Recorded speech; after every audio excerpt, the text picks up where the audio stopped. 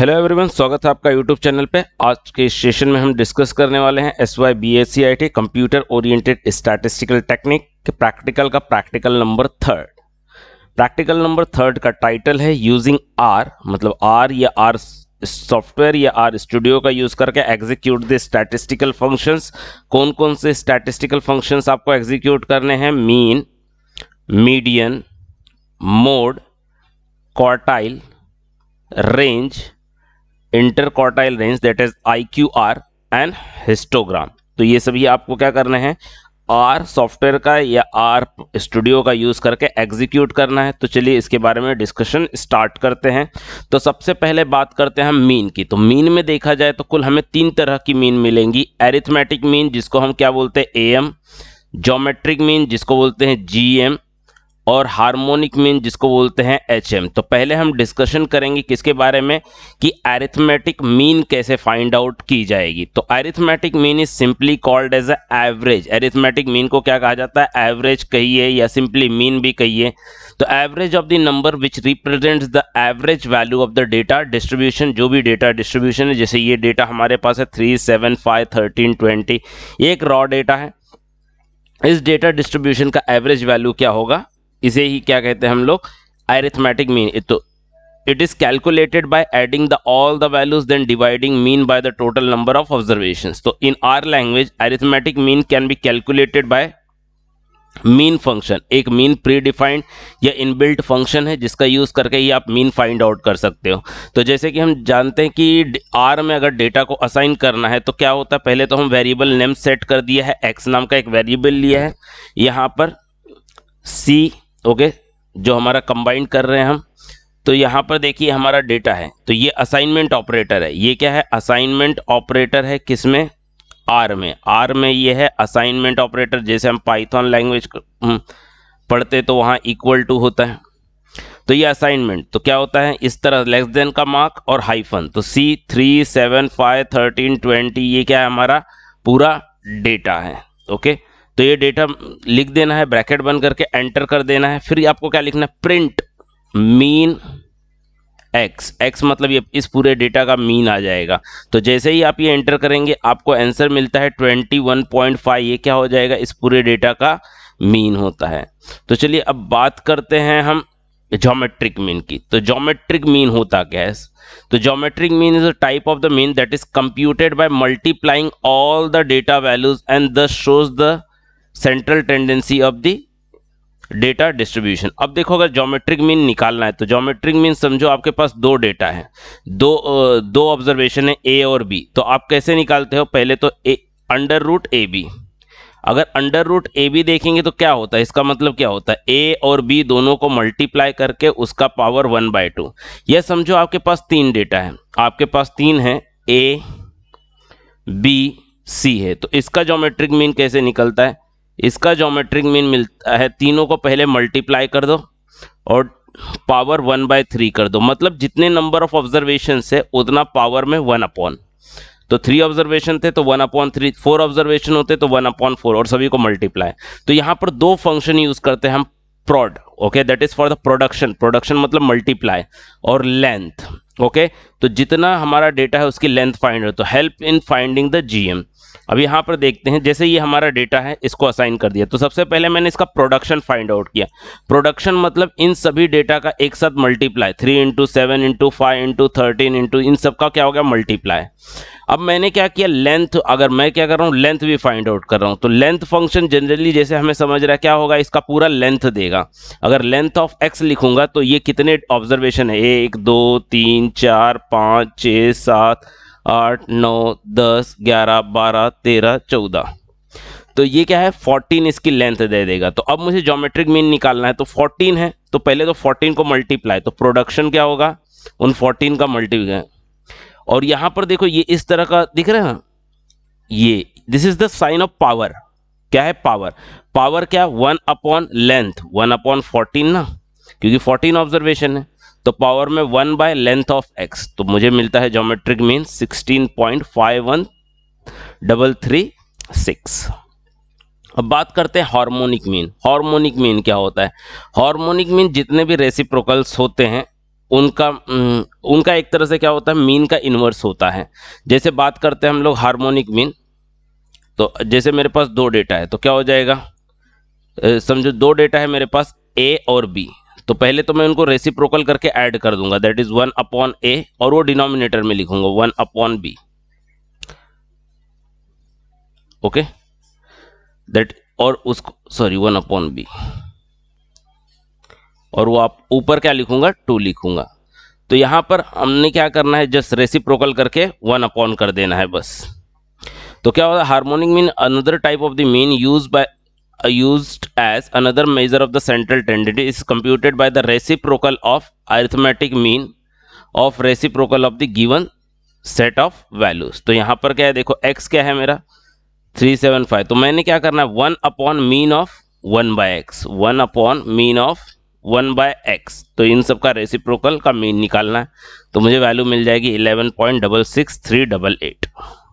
तो इस तरह से मीन का पार्ट तो हमारा पूरा हुआ। अब मीडियन की बात करते हैं, तो मीडियन क्या होता है, मिडिल वैल्यू देता है, middle most value of the given set of the values. तो यहां पर एक्चुअली ये गलत हो गया, ये मीडियन फंक्शन आएगा, it is calculated by the median function. Median function का यूज करके क्या किया जाता है, कैलकुलेट किया जाता है। तो जैसे ये डेटा सेट है, आपने असाइन कर दिया, आपको फंक्शन कॉल करना है मीडियन, और यहाँ पर डेटा सेट का नाम लिखना है, आपको मीडियन मिल जाएगा। मीडियन भी कितना आ रहा है 21.5 आ रहा है। Then next mode.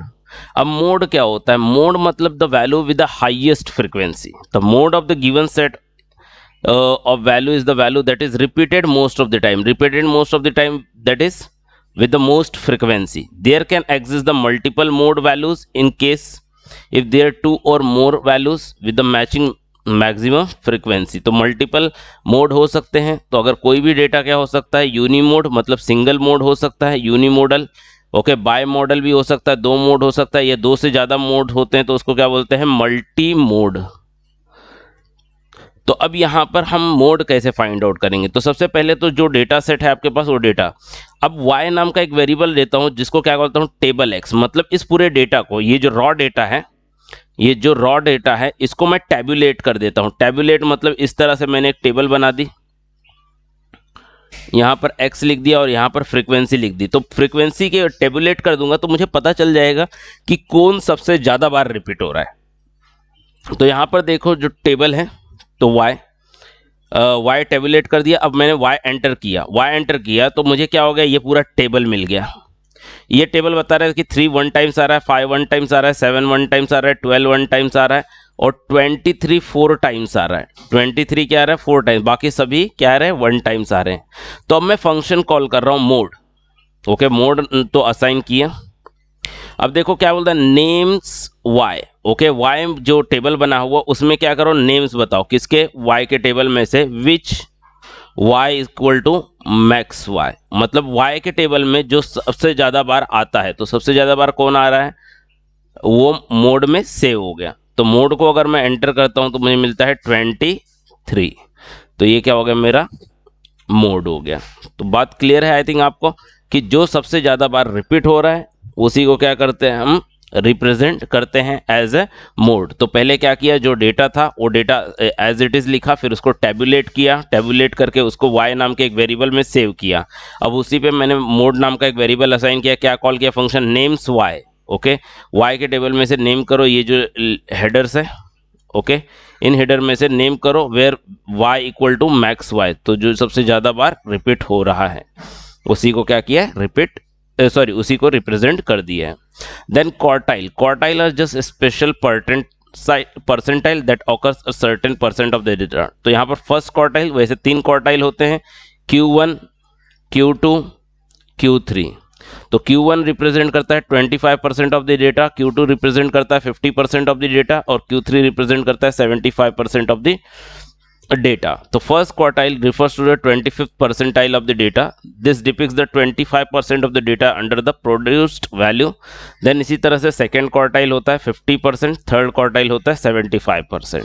अब बात करते हैं कि quartile find कैसे किया। बहुत easy काम है, बहुत easy काम है। ये आपका डेटा असाइन कर दिया, आपको क्या लिखना है, क्वांटाइल लिखना है, क्वांटाइल नहीं लिखना है यहाँ पर, क्वांटाइल, और क्या करो, बस उस डेटा सेट का नाम डाल दो। तो 0%, 25%, 25% मतलब Q1, देन 50% Q2, Q3, और ये क्या है मेरा, ये पूरा होल डेटा सेट है 100%।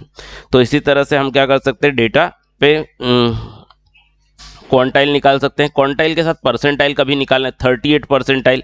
तो क्या करना है, क्वांटाइल x, और यहाँ पर एक और वेक्टर देना है यहाँ पर, जो क्या करेगा आपके परसेंटेज को रिप्रेजेंट। 0.3 मतलब 30%, 30%, क्योंकि क्वांटाइल जब निकालोगे आप तो बाय डिफॉल्ट आपको Q1, Q2, Q3 ही मिलेगा, दैट इज 25, 50 और 75।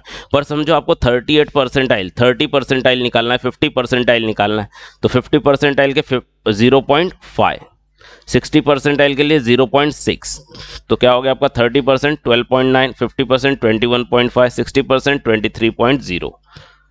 तो इस तरह से अगर आपको 40% निकालना है तो क्या करेंगे, क्वांटाइल x, c करके वेक्टर सेट में आप 0.4 लिख दीजिए, तो 48 परसेंटाइल मिल जाएगा। आपको 90th परसेंटाइल चाहिए तो 0.9 लिख दीजिए। देन अब बात करते हैं रेंज। तो रेंज क्या है, रेंज भी एक इनबिल्ट फंक्शन है जो क्या करता है, हाईएस्ट वैल्यू में से लोवेस्ट वैल्यू को सबट्रैक्ट करके आपको आंसर देता है। तो ये आपका डेटा सेट, आपने रेंज लिखा, डेटा सेट का नाम लिखा, ये आपका हाई लोवेस्ट वैल्यू, ये आपका highest value. Then IQR is a mathematical difference between the upper and lower quartile. Upper quartile मतलब Q3 और lower quartile मतलब Q1, इन दोनों के बीच का डिफरेंस क्या होता है, इंटर क्वार्टाइल रेंज होता है। तो दैट इज क्या होता है, ये आपका डेटा सेट, आपको लिखना है IQR और डेटा सेट का नाम, ये मिल गया आपको answer. Then next histogram. Histogram तो ग्राफिकल रिप्रेजेंटेशन होती है। तो histogram represent frequency of the values of the variable bucketed into the range. Histogram is like bar chart but difference it is groups the values into continuous range. Each bar in a histogram represent the height of the number of the values present in that range. तो जैसे देखिए ये आपका data set है, आपने लिख दिया। आपको हिस्टोग्राम लिखने के लिए क्या करना है, हिस्ट x, ओके। तो ये हिस्टोग्राम सेट हो गया। तो अब ये क्या बताया, 0 से 10 के रेंज में कितनी वैल्यूज हैं, 3 वैल्यूज हैं। 10 से 20 के रेंज में 4 वैल्यूज हैं। 20 से 30 के रेंज में 4 वैल्यूज हैं। 30 से 40 के रेंज में 2 वैल्यूज है। 40 से 50 के रेंज में कोई वैल्यू ही नहीं है। 50 से 60 के रेंज में एक वैल्यू है। तो ये क्या करता है, हिस्टोग्राम फ्रीक्वेंसी को रिप्रेजेंट करता है कंटिन्यूअस रेंज में। अब हिस्टोग्राम के कुछ और एट्रीब्यूट्स है, तो जैसे देखो यही डेटा लिखा, हिस्ट लिखा s। अब यहाँ पर मेन, तो मेन क्या रिप्रेजेंट करता है, टाइटल ऑफ द हिस्टोग्राम। तो ये देखो क्या लिखा है, main histogram of data set, तो इसका टाइटल, इस हिस्टोग्राम का टाइटल क्या आ गया, histogram of data set. Then X lab, X lab मतलब लेबल ऑफ एक्स एक्सेस। तो एक्स एक्सेस ये रहा, ये एक्स एक्सेस है और ये वाई एक्सेस है। तो एक्स एक्सेस का लेबल क्या है, मार्क्स ऑफ स्टूडेंट, तो ये यहाँ पर लिखना आपको इन्वर्टेड कॉमर्स में। वाई लेब मतलब वाई एक्सेस का लेबल, तो वाई एक्सेस का लेबल क्या है, नंबर ऑफ स्टूडेंट। अच्छा, कलर COL मतलब कलर, कलर कौन सा, ब्लू। तो ये हिस्टोग्राम के जो बार्स हैं इनका कलर कौन सा है, इनका कलर ब्लू। आप जो भी करना चाहते हो इस तरह से आप यहाँ पर कलर कर सकते हो। ओके, रेड लिखिए कुछ भी। अच्छा, बॉर्डर क्या दिया है मैंने, बॉर्डर मैंने रेड दिया है। तो देखिए इन सब की जो बॉर्डर दिख रही है वो रेड दिख रही है। तो बॉर्डर क्या हो जाएगा, इस तरह से आप एट्रीब्यूट सेट कर सकते हो अपने हिस्टोग्राम को अट्रैक्टिव बनाने के लिए।